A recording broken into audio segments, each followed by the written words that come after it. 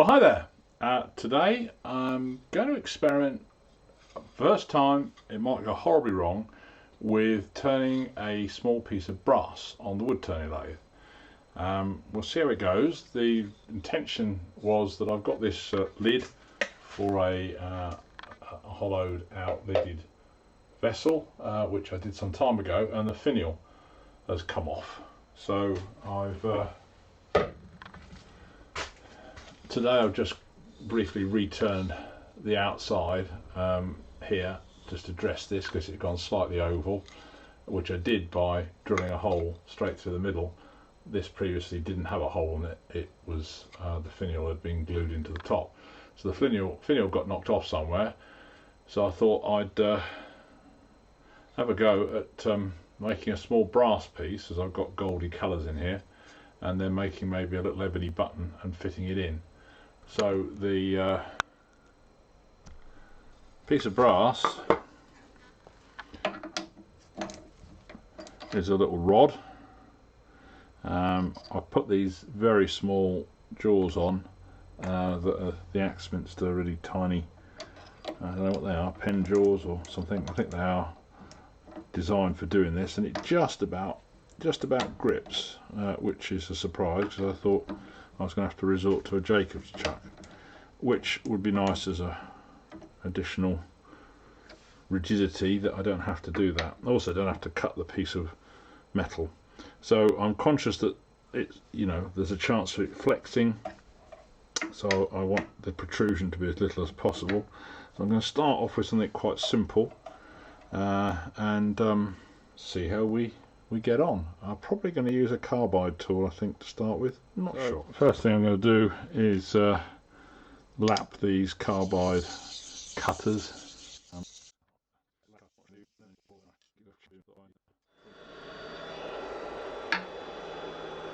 Right, so I've got the carbide so it can be roughly on centre, horizontal.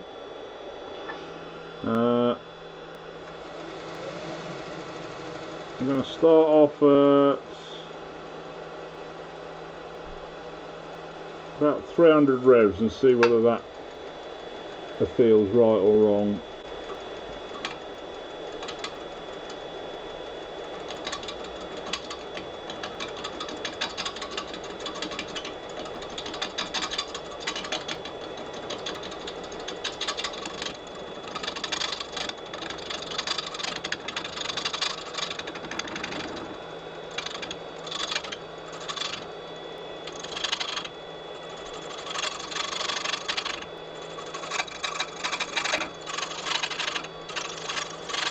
It seems to cut better on the side of the carbide because these are not very pointy tips.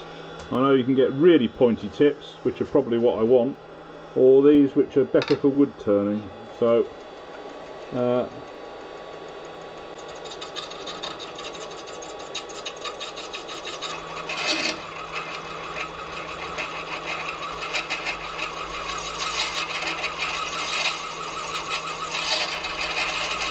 have a fair amount of force on it to actually get it to hold the cut, but I'm going to try the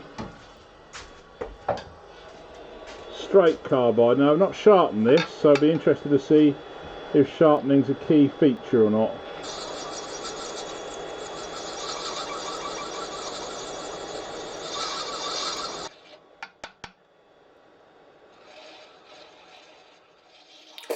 Gently moving the tool from left to right so that it's like a shearing action definitely improves the cutting, and is something which I will need to do, I think, all the way through. Anyway, I'm now going to try and cut a little finial, so a little cove underneath the top, and start trying to shape a little finial piece. Again, the side-to-side movement, rather than keeping it more as a plunge, seems to work better. It makes sense when you think about it, really, but it definitely works a lot better doing it that way.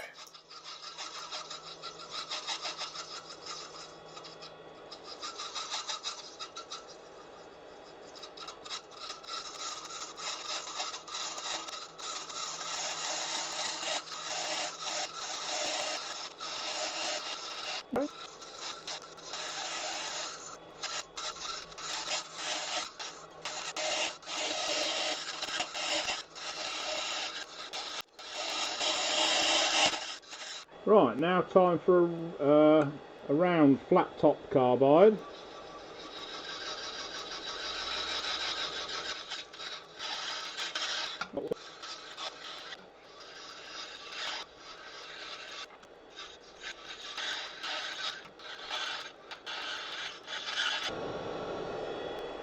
Well, that's not too bad. I know it's difficult to see on the camera because it's very small, but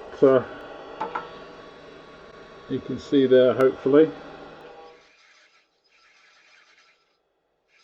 Right, so just move on down the finial, creating some profiles further on down.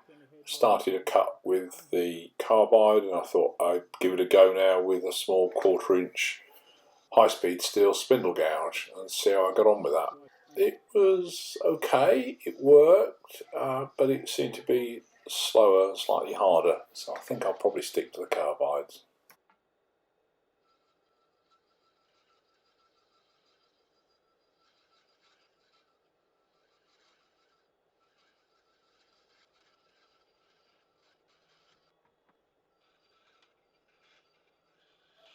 So at this point I've tried turning the lathe speed up to about 600, 700 RPM, and that seems to be a bit better.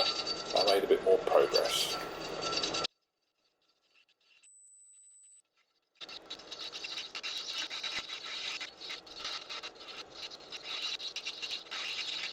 Right, I'm trying the smaller Axminster Evolution carbide probe, which is not flat topped, it's got a cup in it.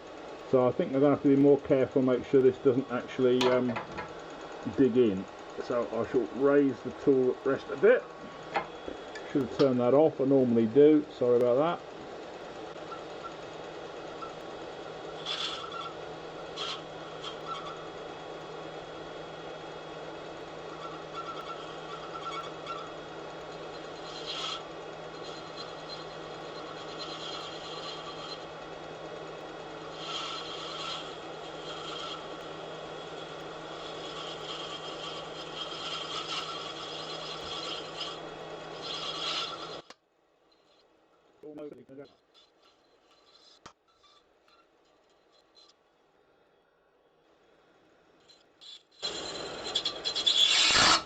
Whoa, that was quite an aggressive cut, so I went underneath, didn't mean to do that. This is not quite so controllable as the flat top carbides, I don't think.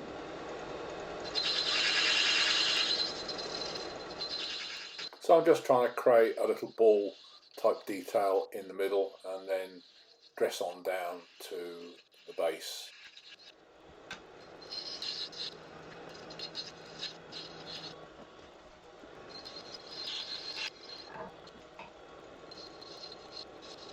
Well, I don't know what sanding's like, but I'm going to start with 180 grit. What's that done?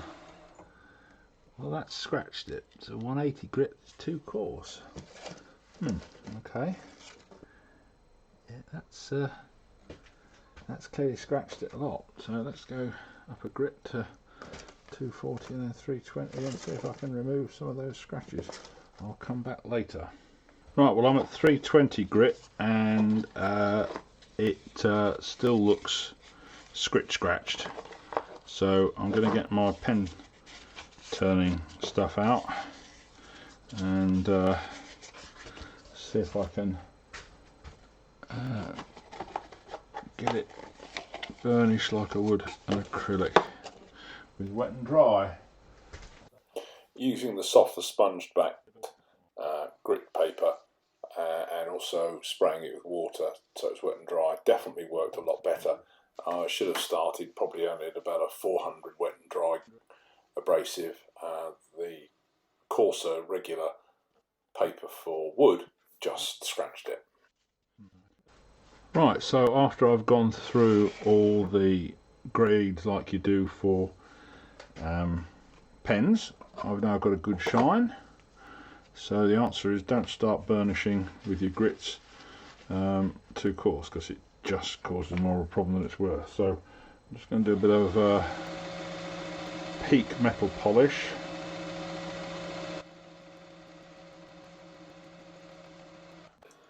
Right, well that worked well. So with the very top of the finial now finished and burnished, I've pulled the brass rod out a bit further and I'm going to produce a bottom detail.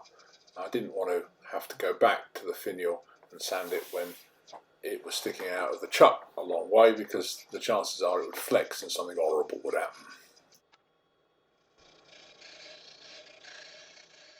So using the gentle side to side swaying movement with the point tool, I'm just gently cutting out a gentle cove that sweeps down to the base of the finial. And I'm using my high-speed steel point tool just to produce some clarity to the edges. That cuts a very nice little sharp, crisp edge. This angle's quite interesting, as it shows that I found it quite easy if I tuck the handle, the long handle of the tool, under my armpit, and that would just help me get some steadiness to it, and I could just gently sway side to side. Don't think I could do this all day because I'm actually bent over, as it's quite a small piece.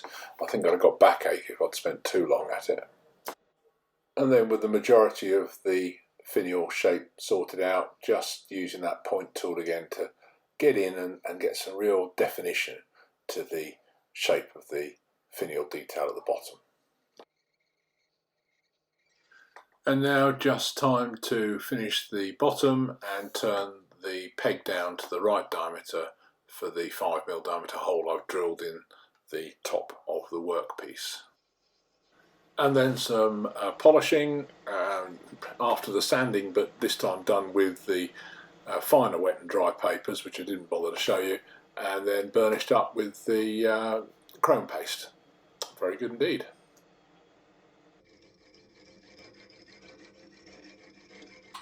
And then parted off, well, cut off with a hacksaw, ready for the next stage. Shiny.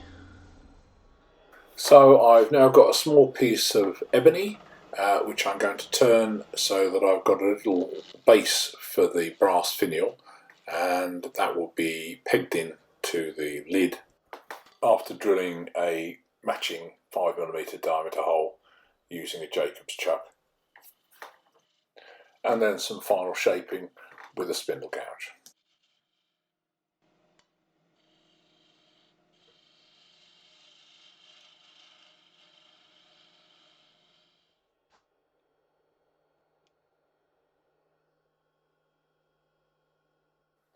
And then time to part off the bottom and produce a peg in the bottom that's the right diameter for the lid. Then sanded through the grits and burnished with burnishing cream.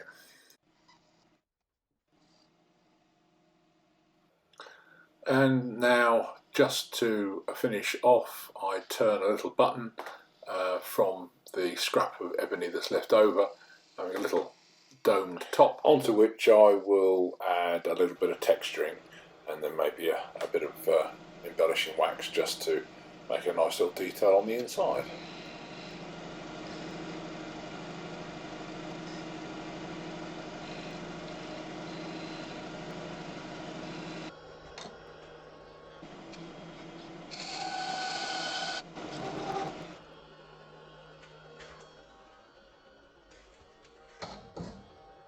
Once the texturing is done, a bit of sanding, going through the grits, concentrating on the fine ones, and then burnished with burnishing polish, and then some gold gilt wax to fill the detail in.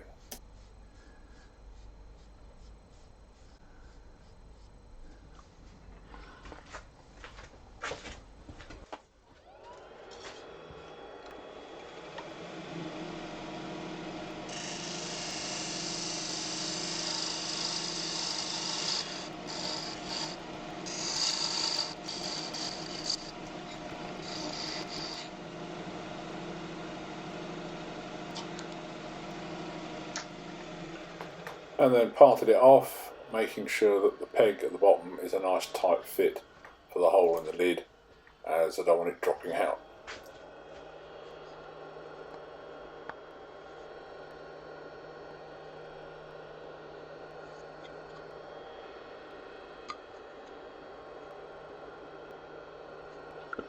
Right, it's time to glue it up.